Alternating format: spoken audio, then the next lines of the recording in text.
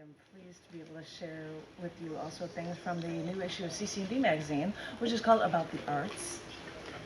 Oh, and as soon as I'm gone, she's going to be up here. And it's called About the Arts. And this was a piece done by my sister. Actually, I might save readings for it and let her come up and read. But I'm going to do this question. I've had this painting and I love it. And if you see this thing, I even pose it out as a question. I ask people, which nobody has postulated, what is this a painting of? Nobody gets it right. I know what it is. I know what it is. And it says it in the issue, what this was a painting was a representation of. I didn't get it. I don't know if anybody ever does. And they're like, you see things like boxes, people, is it like bridges, is there an alley? You know, you just try to, but you never get it. So I thought I would share a few pieces from the performance art section of this book, which is called About the Arts. And I looked at it and I'm like, well, it looks like there was a box and people, and I guess that's a person because I'm guessing it's a head, and bridges, maybe it's an alley. I'm like, I don't know, I don't know what it is. And then I was told that the artist that painted this was a modern day interpretation of the birth of Jesus. And I'm like, Halo staff, oh my God, I can start to get it now once that's explained to me.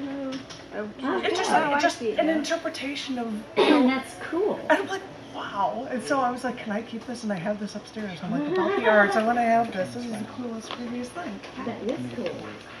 So, anyway. So I thought I would read a few pieces from the performance art section of this book, which actually was from, thank you, Sheldon. Doesn't need me anymore. Great. Which has a few pieces, not all of them, but a few, from the show Who, What, Where, When, Why, which was a show about at the last performance at the Baha'i Faith Center. Yeah. And it was right after returning from Antarctica. And these are pieces that relate to that. Or at least somewhat. And this is what this first one is called, Who, What, Where, When, Why. Who? British explorers, then others, looking for more ways to expand. What? They traveled farther than anyone and discovered a cold, remote land. Where? As far south as their ships could take them. When? Maybe 2 centuries ago. Why? To discover new land to claim and more animals to slaughter for food and oil. And in this unclaimed land, ships from different countries came. It was bitter cold. Some died in their quest, but they saw what they thought that they had found a natural resource. Giant whales were everywhere. Just slaughter anything so you can find it and bring it back to your whaling ships to extract for blubber and use for oil. And there are so many seals here too, large animals that haven't learned to fear us yet. So, with their impunity, dozens of species were almost completely decimated. What a treasure. Who? 12 countries, eventually more than 80, but I think some were just trying to stake their claim. What? They signed an agreement to make this one foreign continent exist for maybe research, but only peace. Where? At the southern pole, where the days last half a year and nights give us the aurora australis. When? Just over a half century ago, when we realized that we had to save what we almost destroyed and let it thrive. Why? Because when humans come to a new place, the first thing they bring is battle. So if we promise to leave it alone, maybe peace can truly exist somewhere on planet Earth.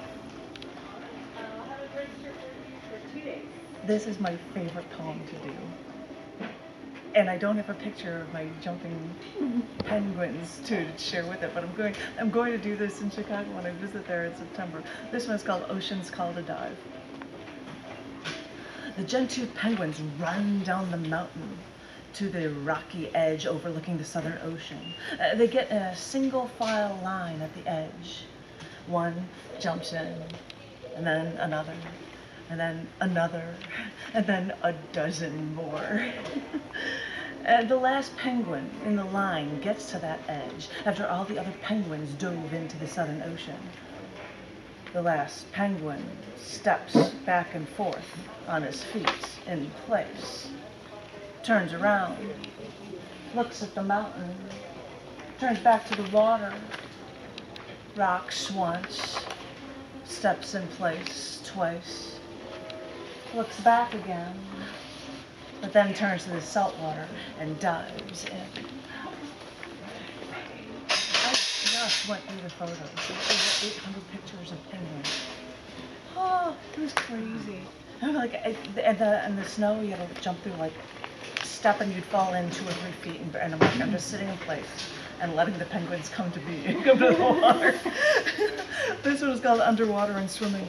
Oh, and I had written these, and these are, I won't tell you where they're written, but they're written in places in Ecuador. Debbie, your offer's ready. Underwater and Swimming. Swimming with my best friend in the pool in the summertime, diving down to the deep end, flipping and spinning up to the sky, could never compare to seeing gentoo penguins, stocky birds, actually swimming like porpoises underwater and then springing up so high from the water where we were at the shoreline after watching the penguins dive into the Southern Ocean's frigid saltwater. And then they'd group together and then just spring away. Like watching birds in flight, in formation. We'd watch 6 or 8 of these birds all spring up into the water together just to porpoise together in sync. I think of my friend now, how we swam near the Great Lakes south of the North Pole, and now, the other side of the world, I see it's a part of a beautiful pole. One more. This was cool because we went on the first boat that went out there. Oftentimes you see things that would go in Caribbean, there'd be tons of boats that'd be around, or even Galapagos Islands would be a bunch of boats because you'd all swam there. We were the only boat anywhere. So this one is fitting to the end of the piece. It's called On the Bridge. The captain invited us onto the bridge, and we cautiously walked and watched the majestic view from the front of the ship, searching for what was yet to be found. But lucky us, crewmates saw it. The first humpback whales of the season. So the captain gently slowed the ship down just to try to glide alongside.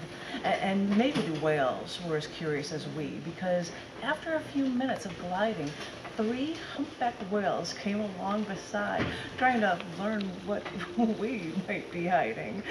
Our intentions were pure, but maybe they knew that we could never be truly alike. So they blew from their blowholes, curled with their fins, and with their tails, they turned the other way. Yes, it's true, we're not alike. They turned backwards and we moved ahead. But I think we both learned from each other, and we grew to our final goodbye. I was honored to be on the bridge that day. I was honored he gave us that chance to commune with something so different from us that helps, in a way, make us the same.